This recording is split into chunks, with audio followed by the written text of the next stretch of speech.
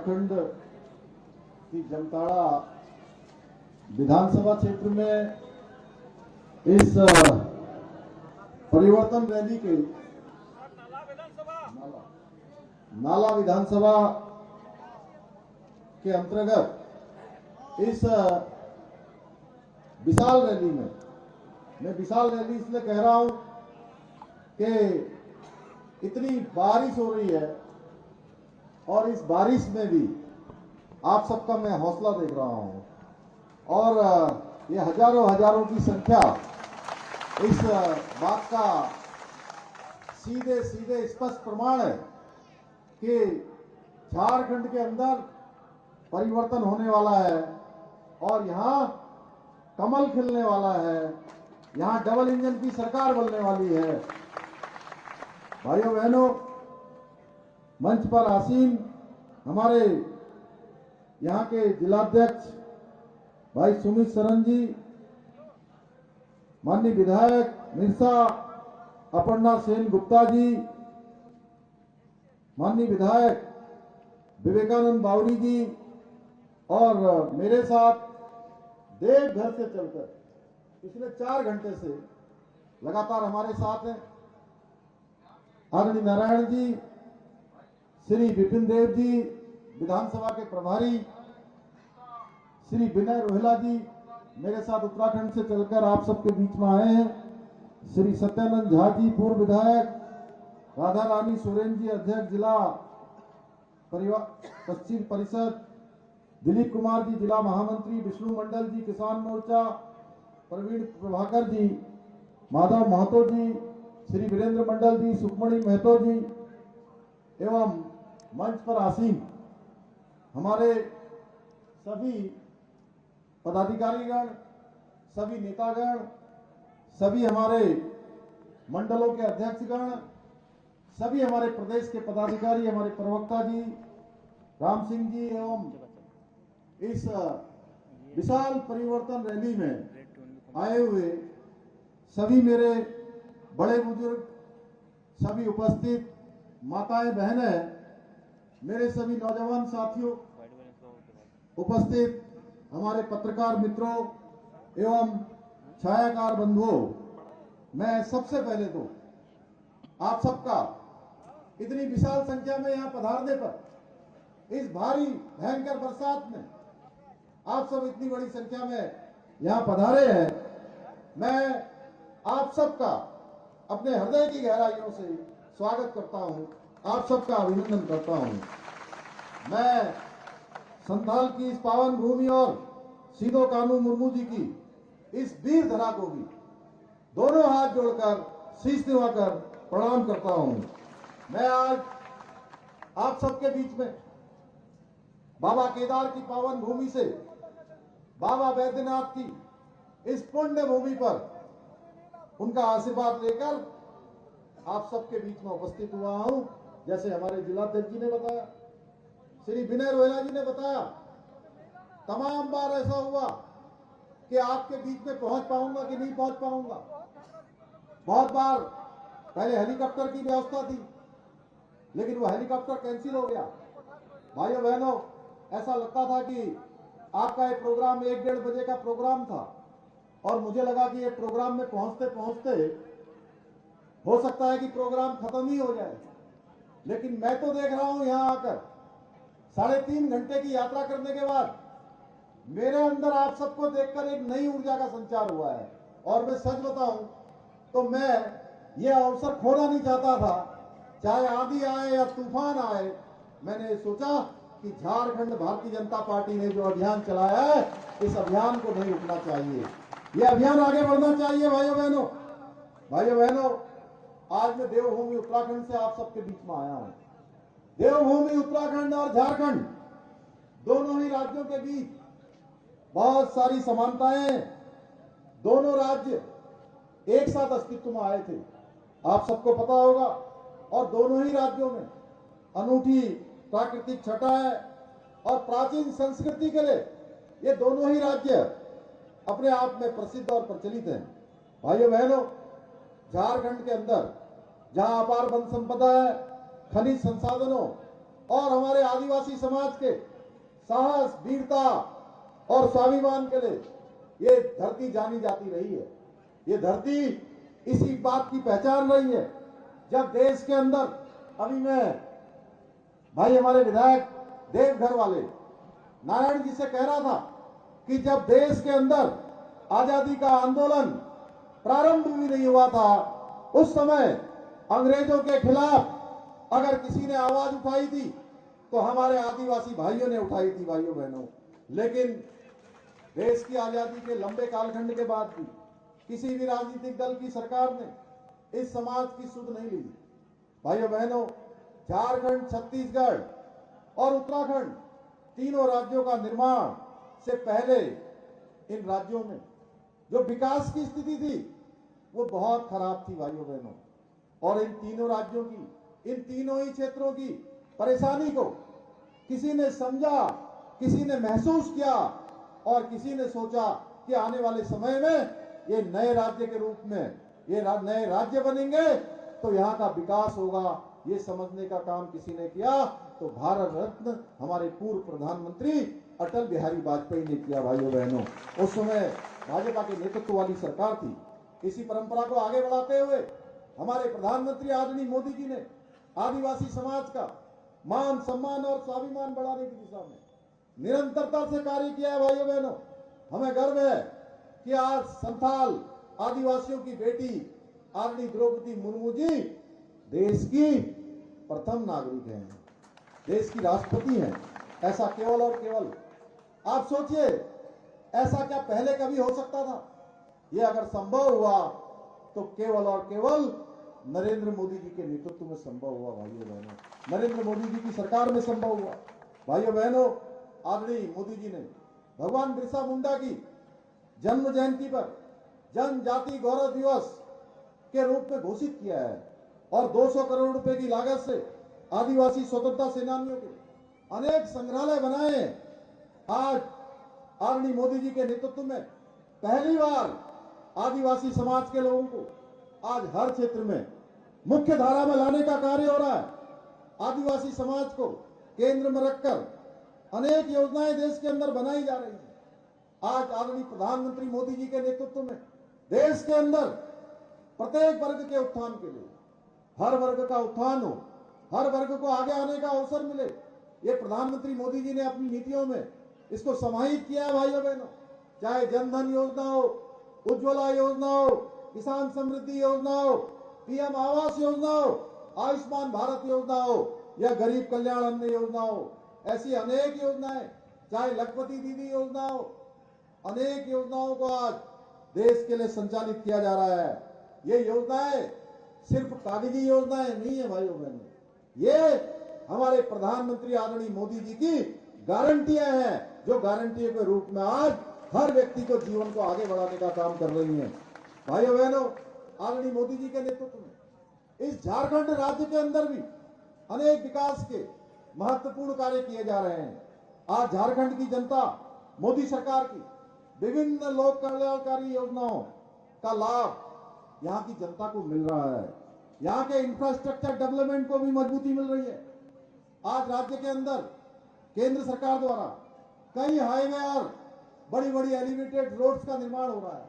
और जब मैं आ रहा था तो भाइयों बहनों, ये आज जो नेशनल हाईवे आज इस प्रकार से इतनी बरसात के बावजूद भी मैं आप सबके बीच में आ पाया, तो ये हमारे प्रधानमंत्री मोदी जी की सोच है, जो उन्होंने चारों ओर से नेशनल हाईवे को चमाचम और चमकाने का काम किया है।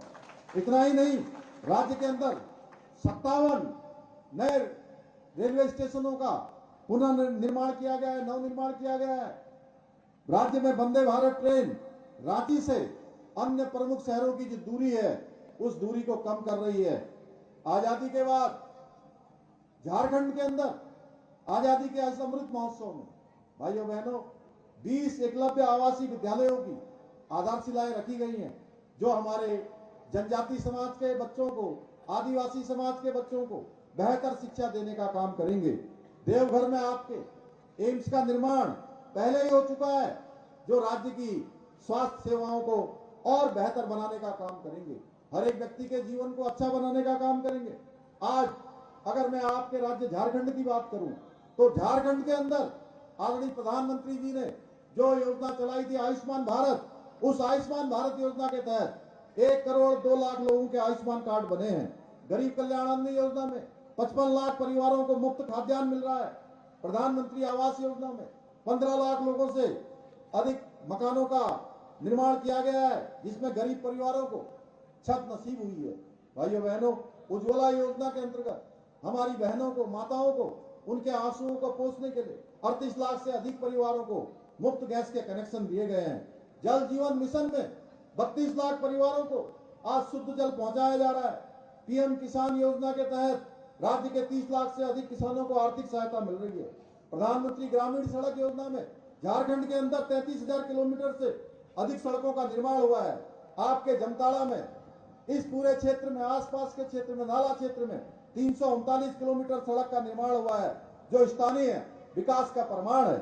जमताड़ा जिले में 88,751 किसानों को 154 करोड़ रुपए की आर्थिक सहायता दी गई है, जिससे हमारे किसानों की आय में वृद्धि हुई है। सौभाग्य योजना के अंतर्गत 39,341 घरों को बिजली का कनेक्शन देने का काम हुआ है, जिससे यहाँ ऊर्जा की सुविधाओं में व्यापक सुधार हुआ है। भाइयों बहनों, योजनाओं के साथ साथ आदरणीय प्रधानमंत्री मोदी जी ने देश हित में भी कई कड़े फैसले लिए हैं, कई ऐतिहासिक फैसले लिए हैं। चाहे जम्मू कश्मीर के अंदर धारा 370 समाप्त करनी हो, या 3 तलाक के लिए कानून बनाना हो, या देश में सीएए का कानून लागू करना हो, या इसके साथ साथ हम सबके आराध्य देव, जिनका नाम हम हर क्षण और हर पल लेते हैं, भगवान श्री राम का अयोध्या में भव्य और दिव्य मंदिर बनाना हो। भाइयों बहनों, इसके कुछ उदाहरण है। भाइयों बहनों, एक और जहां मोदी जी सबका साथ, सबका विकास, सबका विश्वास और सबके प्रयास की बात कर रहे हैं, विकास और जन कल्याण को सबसे ऊपर रखकर करने वाली मोदी जी हैं और भारतीय जनता पार्टी है। वहीं दूसरी तरफ तुष्टीकरण करने वाले, भाई भतीजावाद करने वाले और भ्रष्टाचार में आंख डूबे हुए जेजेएम है, जेएमएम है, आरजेडी है और कांग्रेसी गैंग है। भाइयों बहनों, ये लोग आपके झारखंड के अंदर डेमोक्रेसी के साथ खिलवाड़ करने की साजिश रच रहे हैं। यहां सरकार के संरक्षण में घुसपैठियों को शरण दी जा रही है। ये किसी से छुपा हुआ नहीं है। हम रास्ते भर आज यही चर्चा करते हुए आ रहे थे। ये लोग हमारे यहाँ की आदिवासी भाइयों की जमीन, उनकी बेटियों और उनके संस्कारों को घुसपैठियों के हाथों तबाह करने का एक बड़ा षड्यंत्र कर रहे हैं। भाइयों बहनों, ये घुसपैठिए आज हमारी बेटियों से अलग अलग ढंग से, कई प्रकार से उनके जीवन के साथ खिलवाड़ कर रहे हैं। आपकी जमीनों को और रोजगार को भी हड़पने का काम कर रहे हैं। आज संथाल क्षेत्र में कई जगह पर यह नारा लगता है कि हिंदुओं झारखंड छोड़ो, आदिवासियों झारखंड छोड़ो के नारे लग रहे हैं। भाइयों बहनों, ये प्रश्न केवल मेरा नहीं, मैं देवभूमि उत्तराखंड से आया हूं। ये प्रश्न आप सबका है कि आखिर ऐसे नारे लगाने वाले कौन लोग हैं? ऐसे लोगों को कौन लोग संरक्षण देने का काम कर रहे हैं? कौन लोग उनको उनका पोषण कर रहे हैं? ये लोग आपकी भूमि पर, आपकी जमीन पर रोहिंग्यों को, बांग्लादेशियों को और घुसपैठियों को बसाने का षड्यंत्र कर रहे हैं। भाइयों बहनों, आपके राज्य में किस प्रकार से घुसपैठ हो रही है, उससे आने वाले समय में घुसपैठिए यहां बड़ी संख्या में हो जाएंगे और आप सब बहुत ही अल्पमत में आ जाएंगे।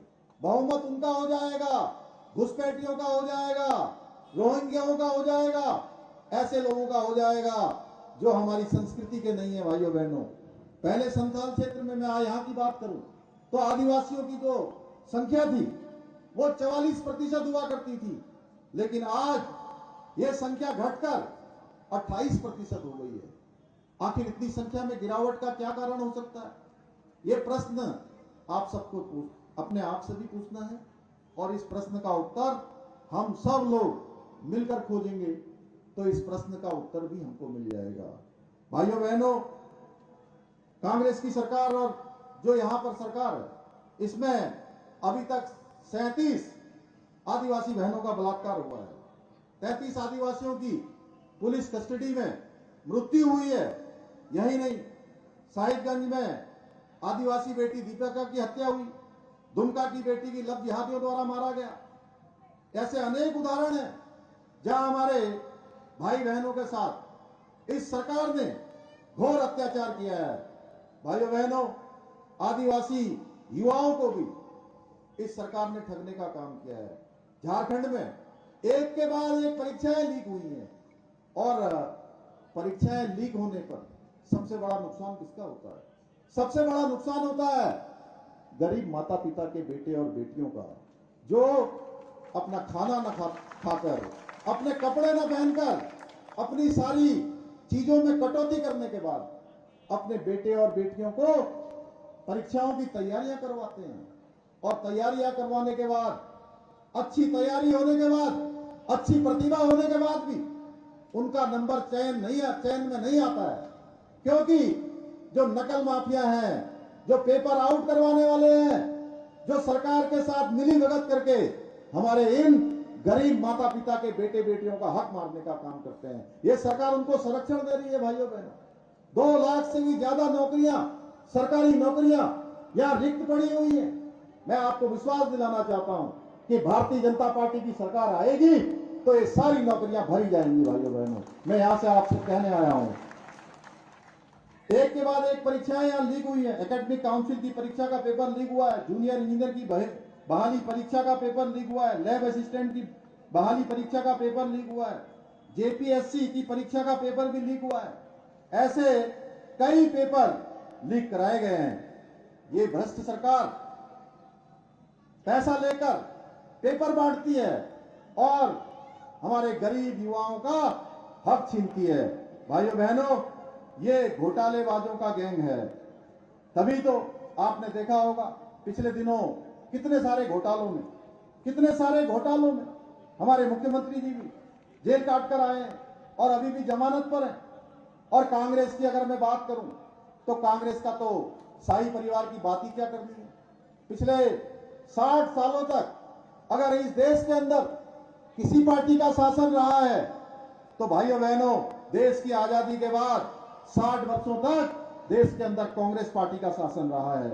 और इन्होंने इन 60 वर्षों में आम जनता के लिए कोई काम किया होता तो आज इतना काम मोदी जी को करने की जरूरत नहीं पड़ती। भाइयों बहनों, इन्होंने 60 सालों में केवल और केवल अपनी तिजोरियों को भरने का काम किया है।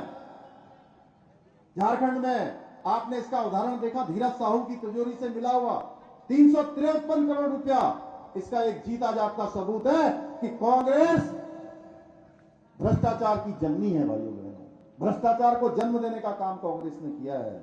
आरजेडी का परिवार भी घोटालों में कई रिकॉर्ड तोड़ चुका है, चाहे चारा घोटाला हो, जमीन के बदले नौकरी का घोटाला हो, या जमीन घोटाला हो, या बेनामी संपत्ति का घोटाला हो, ये पूरा का पूरा परिवार घोटालों में लिप्त रहा है। भाइयों बहनों, आज रांची में दुर्गा पूजा पर रोक लगाने की साजिश हो रही है।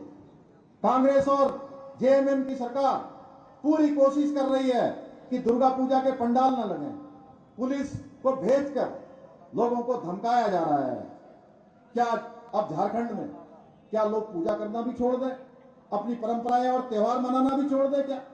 भाइयों बहनों, इसलिए मैं आप सबसे कहना चाहता हूं कि इतनी बारिश में आज आप यहां आए, आप यहां से एक संकल्प लेकर जाइए, एक सौगंध लेकर जाइए, एक शपथ लेकर जाइए कि इस बार आप इस सरकार को बदल देंगे। भाइयों बहनों, ये सरकार परिवर्तन कर देंगे, इस सरकार को बदल देंगे, क्योंकि अब परिवर्तन बहुत आवश्यक है।